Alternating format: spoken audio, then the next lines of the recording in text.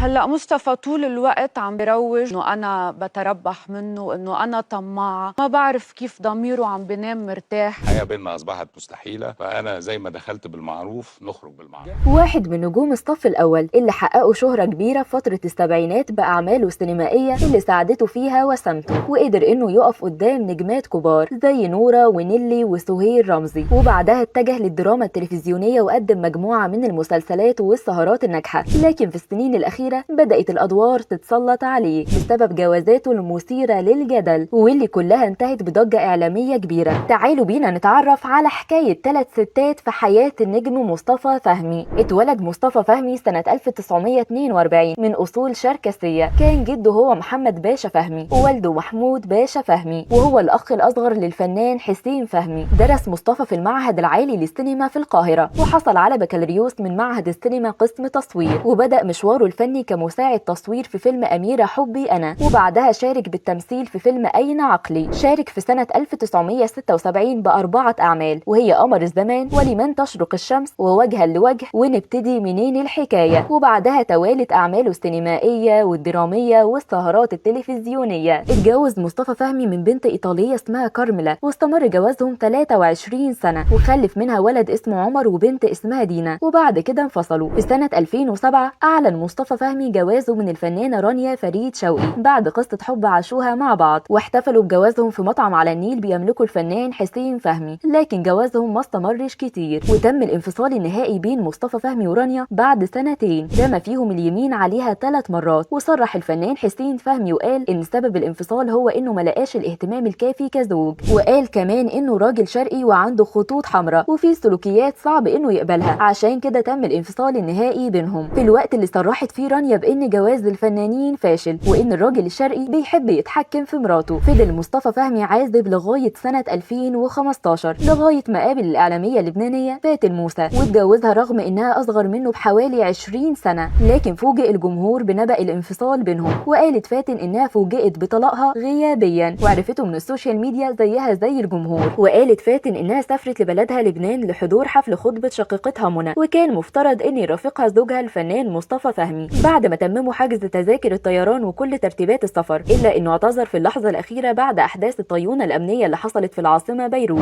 فاتن نفت وجود اي خلافات او مشاكل بينهم، وقالت ان الطلاق حصل بدون اي اتفاق او ترتيبات او حتى فرصه انها تاخد اغراضها. بعد كده طورت الازمه وبدات التصريحات والاتهامات المتبادله بين الطرفين على جميع وسائل الاعلام، وتحولت السوشيال ميديا لساحه معركه بين الطرفين. مصطفى فهمي قال ان اسباب الانفصال لا تتحكي ولا تتقال، وده زعل فاتن موسى لانها اعتبرت كلامه تلميح عن سلوكها في الوقت اللي انتشرت فيه اخبار بتقول ان سبب الطلاق هو علاقتها بطبيب الاسنان الخاص بيها. لكن محاميه فاتن موسى قالت ان احد الاسباب الخفيه للطلاق هو رغبه فاتن موسى في انجاب اطفال منه، الا ان مصطفى فهمي رفض الامر اكثر من مره وكان بيحاول التهرب. كمان فاتن قالت ان غيره مصطفى فهمي عليها كانت غيره تملك، لكن غيرتها هي كانت غيره حب من المعجبات، وما رضيتش تعلق على موضوع طبيب الاسنان، وقالت ان في طرف ثالث في الموضوع.